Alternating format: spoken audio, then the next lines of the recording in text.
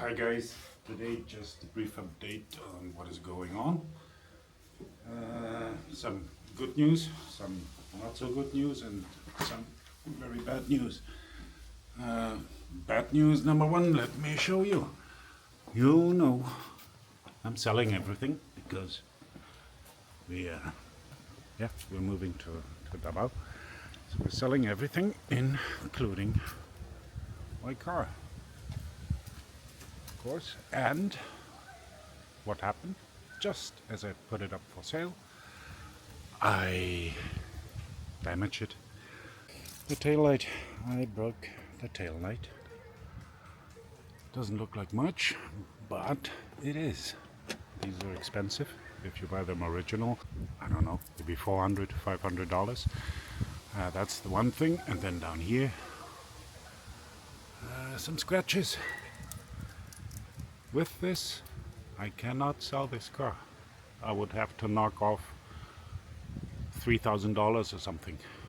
Now I have insurance, but there's no workshop, no garage available this time of year that can fix it before I'm leaving for Davao. So I would have to knock off a significant amount, or I will have to get maybe Michael, my son, to take that to a workshop in his place, and then he'll sell it. I don't know yet. I have to talk to the insurance about maybe they would be willing to pay out the cash amount that it would cost them to fix it. And then I can knock off that amount to anyone who wants to buy it. Knock off maybe $2,500, $3,000. Another bad news is our property here in Gram, the house that we have put up for sale, has not been sold. Not that we don't have buyers, we do have buyers, but in this area, this part of Denmark, like in most places outside the cities, it's very difficult to get financing. Even though we do have the buyers, the banks do not want to finance it for them. Or if they do, they charge a crazy high rate, like up to 9-10% per year. And who can afford that? Now the good news is that because we knew that it would be difficult to sell it, to get the financing, we also put it up for rent. The part of the house where we are currently living. And it didn't take very long until some young people, local people here, showed interest. They came and saw it, and they decided yes, they want to rent it. And it's long term because it's, like I said, young people. They are learning here, studying to be chef at the local castle. Gram Slot has a restaurant, a nice restaurant, and they're learning cooking there.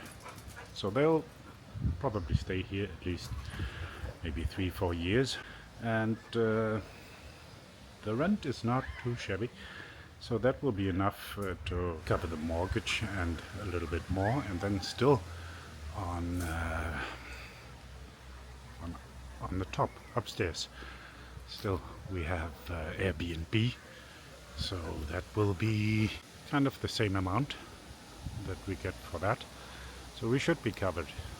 Still, it calls for a change in our plans, because the plan was, of course, to sell this house and then use that money to build a house in the Philippines, because if we sell it, we get a fairly decent amount of cash that we could use right away and build right away.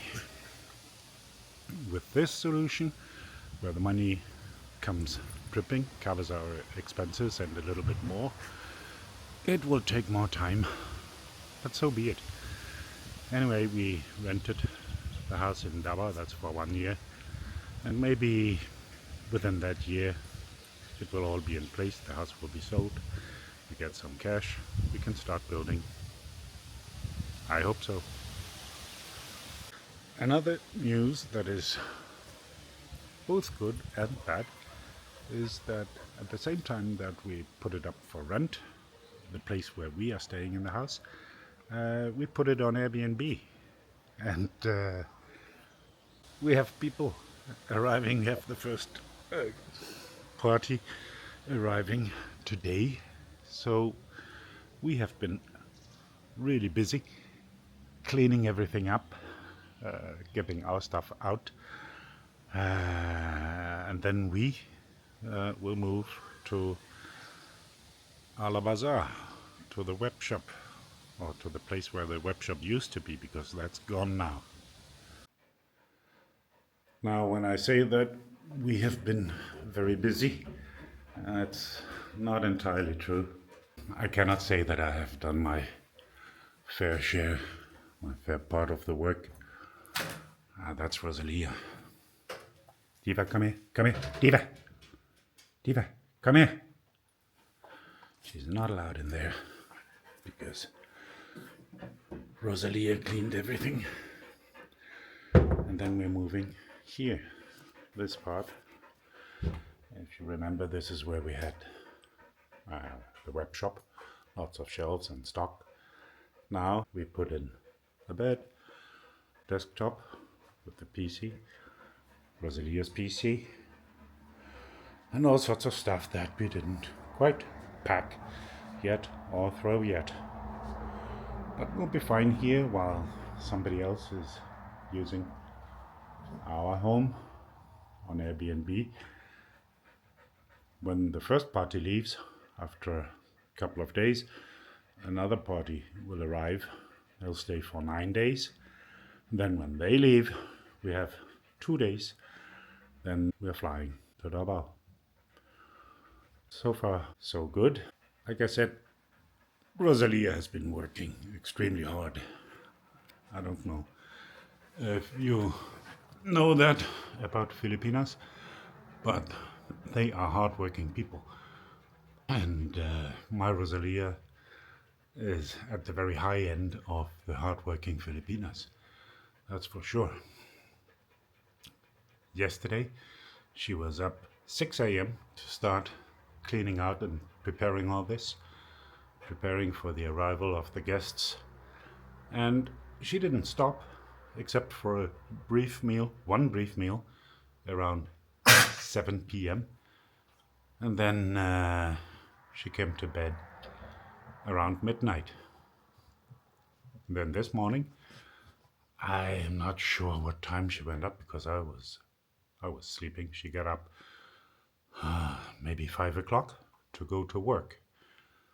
She's working for a company, cleaning different locations. And they're very happy with her. Like Filipinos here in Denmark, as a workforce, are super popular for a good reason. They're hard workers. They also have a problem in that they cannot say no. They don't feel that they can ever say no. So at the job that they are working, they will be pushed to do even more, even if they're working very well, very hard, very reliable. The companies want to make profit and they want to maximize profit, and if they can get you to work even harder, they will do that. So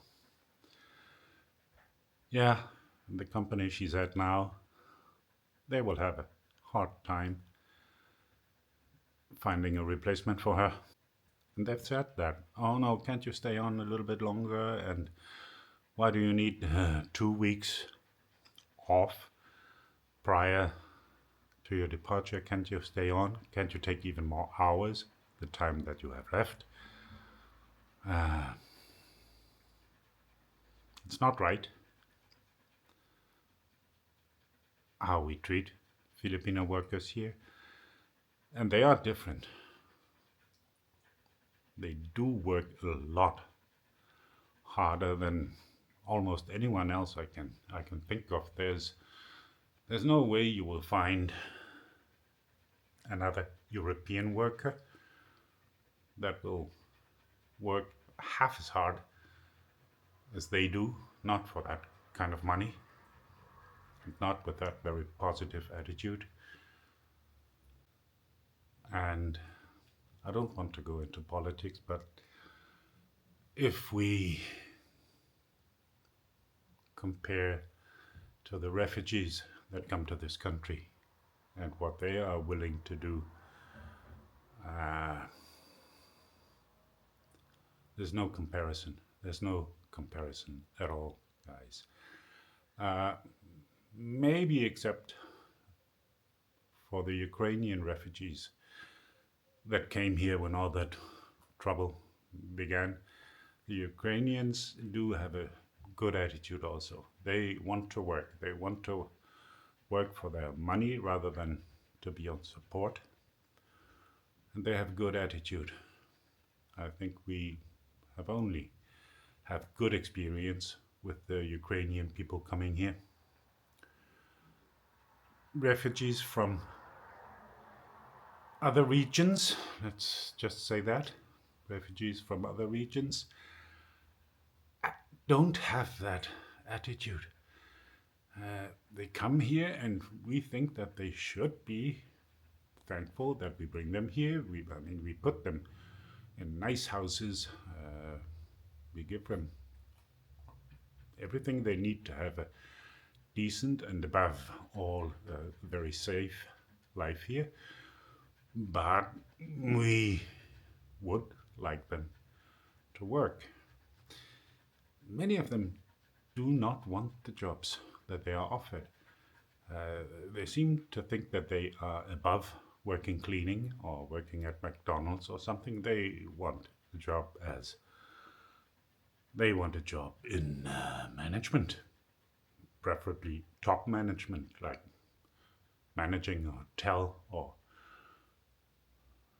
whatever. That has caused a lot of trouble here in Denmark with attitude of the Danish population towards immigrants as a whole. So that's also why it's become increasingly difficult to bring, for example, a Filipina to Denmark. Even if you're married to her, it's not that easy. Not that people here do not know that Filipinos are different, not that the government doesn't know, but we have all these laws and EU regulations saying we're not allowed to discriminate, so everybody is treated the same, even though it's not fair because everybody is not the same. Back to the good news. As you can see, the web shop has been moved. My son was here a while ago and we worked pretty hard to fill the truck with everything, and it has now been moved to Zealand and it's up and running there. It took almost a week, I think, to unpack and get everything back onto the shelves and registered and counting, do the inventory, learn the system. But it's running now, and I'm very positive, hopeful. I believe that in a matter of 6 months to a year, my son will manage to bring that back to where it was a couple of years ago before I got, let's just say, too lazy, too unengaged to keep the business running as it should be. So when it's back there, I will have some income as a supplement to my pension, and that should be good. That will be good. Another good news is about Diva. I told you about the hassle, the difficulties in bringing her to the Philippines, especially with Qatar Airways.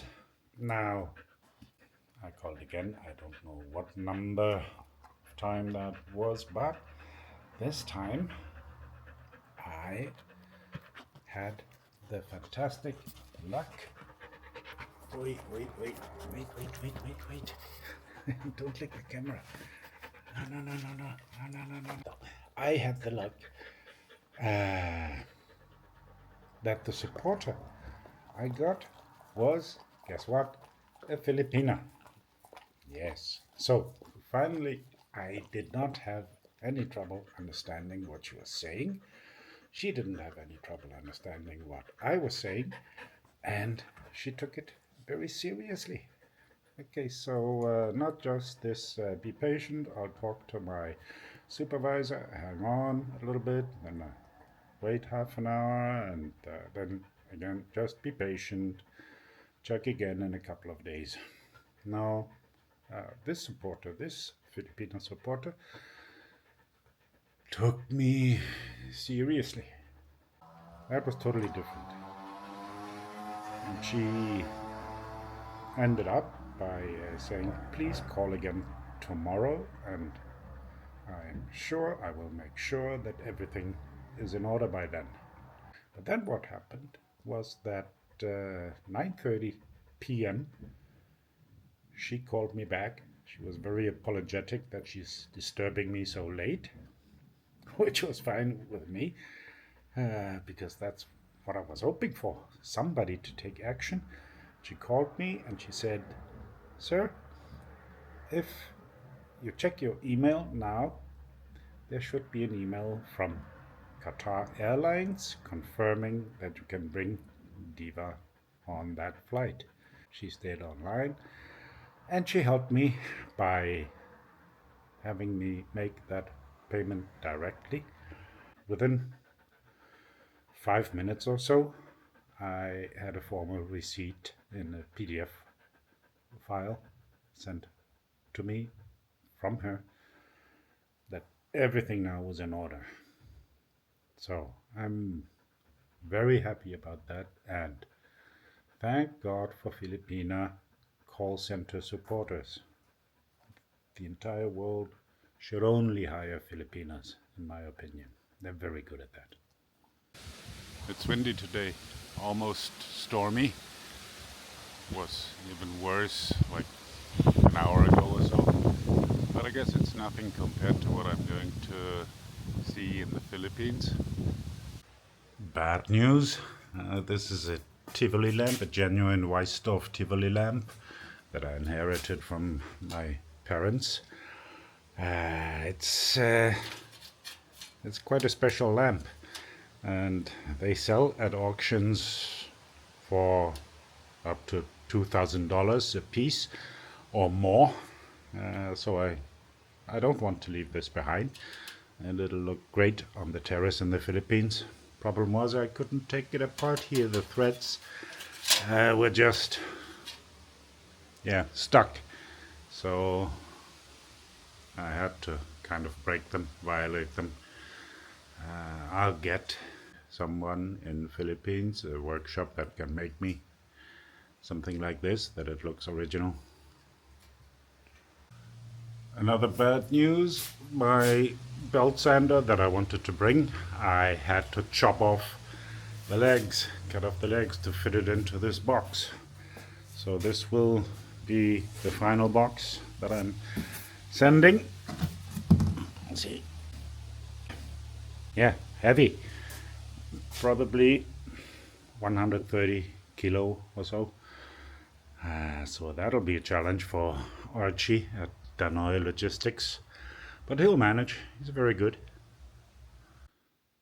Good news or bad, I don't know. It is what it is. The box to the right, that's my 3D printer.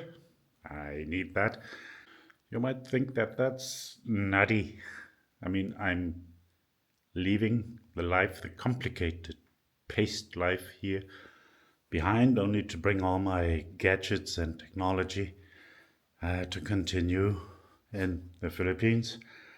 But I am who I am. I am what I am, and I still enjoy doing the things I do. So I think it'll be fine. I'll just have to watch it that I do change my ways a little bit. And here to the left, this, guess what that is? that goes on the plane because it didn't fit into the balikbayan boxes. And what it is, it's the foot, like here, similar to the chair, the foot of a office chair. I tried last year to find an office chair in the Philippines, in Davao, when I was there. No, I could not. I found a lot of office chairs, but they're very small. I'm 6'5" and I'm 100 kilo, and they were just too small.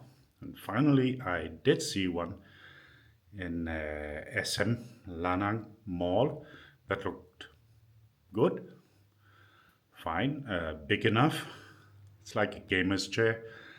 Uh, I sat down, I leant back, and it broke right away. So I'm bringing my very, very good Hog office chair.